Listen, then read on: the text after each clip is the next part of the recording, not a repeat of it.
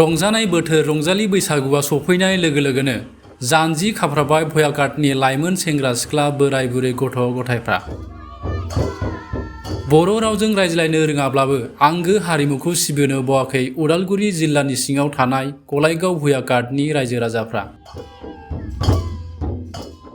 बर' हारिनि आंगो फोरबो रंजालि बैसागुखौ गाजा गोमजायै बरायनो आरो आंगो बर'नि हारिमु बैसागुखौ खाम सिफुं जथा सेरजा लानानै मोसामुखौ फोथांना लाखिनो अराय सम नाजाबोदों भयाकाटनि रायजो राजाफ्रा गामि नाङैनो लाइमोन सेंग्रा सिख्लाफ्रा 7 साननि थाखाय खुंनो लानाय हारिमु मावबादायाव गाजा गोमजायै बाहागो लानायखौ नुनो मोननाय जादों।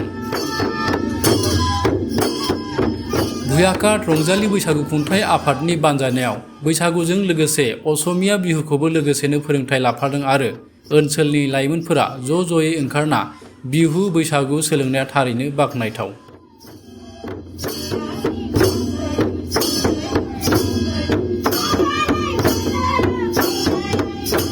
आसाद निउज चेनेल नोंथांमोननिसिम आंनि गोसो गोरबोनिफ्राय गोजोननाय बावहरनाय थाबाय। जोङो देग्लाय रंजालि बैसागु खुंथाय आफाद भयाकाटआव बैसागो आरो हारसा बिहु बे मोननैखौ लाफानानै हारिमु मावबादा सप्तासेनि थाखाय लानाय जादों। मिजिंथिदों जोङो जोंनि हालामनि गासैबो सेंग्रा सिख्ला लाइमोन बिथांमोना बाहागो लादों आरो बेनिखायनो जों बे मावबादाखौ होनानै थारैनो गोजोननाय मोन्दों। इयुनाव आखा खालामदों जोङो जोंनि हालामनिफ्राय जिहेतु आसामनि बिटिआर ओनसोलनि बे खोलाहा जोङो दङ आरो बे हिसाबै जोंनि हालामाव हारिमु बिथिङाव जों दावगालांनो हायाखै। दा बेनिखायनो जोङो जोंनि मेलेमजिबि बिथांमोनजों रायज्लायनानै जोंनि खुंथाय आफादा देग्लाय मावबादा होदों आरो बेवहाय 200नि बारा सेंग्रा सिख्ला लाइमोन बिथांमोना बाहागो लादों आरो बेनिखायनो जोङो खुंनानै खुंगिरि हिसाबै जोङो थारैनो गोजोननाय मोन्दों आरो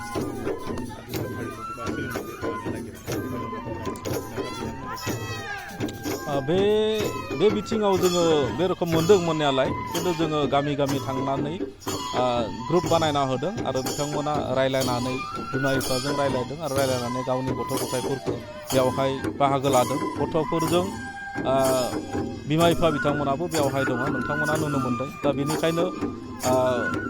इयुनावहाय निस्सय जोंनि हालामनिफ्रायबो बर' हारिमु फोथांना लाखिनायाव बिहोमा होगोन होननानै मिजिंथिदों आरो जोङो एबारनिफ्राय जोङो कन्टिनिउवासलि बेबादि मावबादाखौ होबाय थागोन आरो जोंहा सोलोंनो गोनां बहुद दङ। जिहेतु जोंनि हालामाव रावनिबो मोनसे जेंना दङ। जोङो बयबो जोंनि हालामाव आइ आफा बा जोंनि हालामाव बर' कमिउनिटि हिसाबै जोङो हारसाखौनो बांसिन रायलायो। अब्लाबो बर' मिडियाम थानायजों जोङो बर' बिथिङाव दावगाबाय थादों दिनैसिम। दा बे हिसाबै एसे असुबिदा जादों थेवबो जोङो गोजाननिफ्राय फोरोंगिरि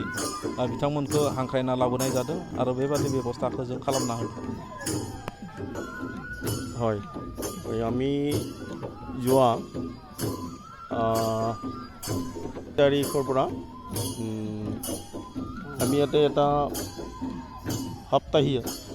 মানে কৰ্মশালা এটা দিয়া হৈছে আৰু ইয়াতে এই কৰ্মশালাত আমাৰ বড়ো কৃষ্টি দলক প্ৰশিক্ষণ দিয়া হৈছে আৰু আমাৰ অসমীয়া বিহু দল এটিকো প্ৰশিক্ষণ দিয়া হৈছে যাতে আমি এটা কৃষ্টি দল আৰু এটা বিহু দল আমি যাতে ইয়াৰ পৰা উলিয়াই আমি অঞ্চলত এটা সংস্কৃতিৰ মানে উত্থান ঘটাব পাৰোঁ। তাৰ কাৰণে আমি প্ৰচেষ্টাটো হাতত লৈছোঁ আৰু এইবাৰেই আমাৰ এনেকুৱা প্ৰশিক্ষণ পতাটো কৰ্মশালা পতাটো এইবাৰেই প্ৰথম আৰু ইয়াৰ পিছত আমাৰ প্ৰতি বছৰে আমি এইটো আশা কৰি লৈছোঁ আমাৰ উদ্যোক্তাসকলে মিলি যেনিবা প্ৰত্যেক বছৰে এইটো কৰ্মশালাটো আমাৰ ইয়াত অনুষ্ঠিত কৰা হ'ব আৰু আমাৰ যিখিনি অঞ্চলৰ আমি ঢুকিবলৈকে আমাৰ অঞ্চলৰ ল'ৰা ছোৱালী সকলোকে আমি সংস্কৃতিৰ পথাৰখনত যাতে আমি টনকিয়াল কৰি তেওঁলোকক আমি ওপৰলৈ উঠাই নিব পাৰোঁ ইয়াৰ পৰাই যাতে আমি শিল্পী তৈয়াৰ কৰিব পাৰোঁ তাৰ কাৰণে আমি আমাৰ উদ্যোক্তাসকলে বা সমিতিখনে প্ৰচেষ্টা হাতত লৈছোঁ আৰু আমি আশা ৰাখিছোঁ ভগৱানৰ ওচৰতো আমি প্ৰাৰ্থনা কৰিছোঁ যাতে আমাৰ এই প্ৰচেষ্টাটো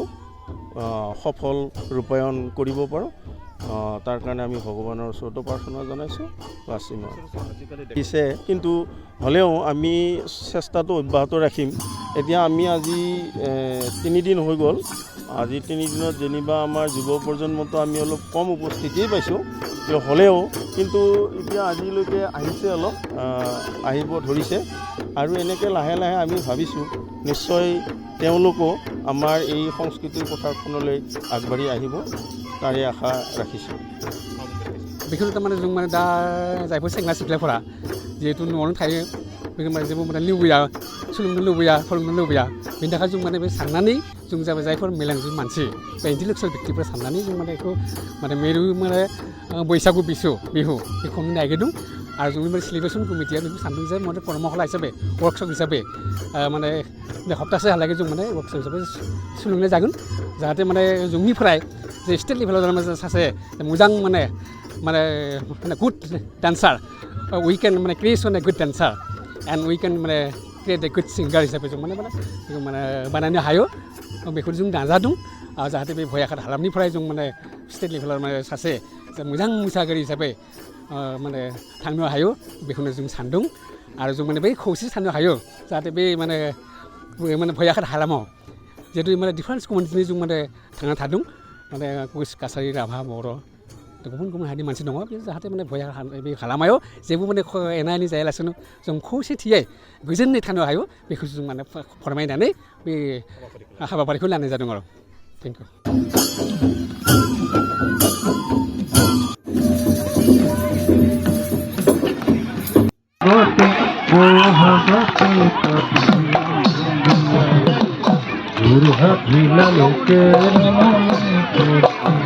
इउ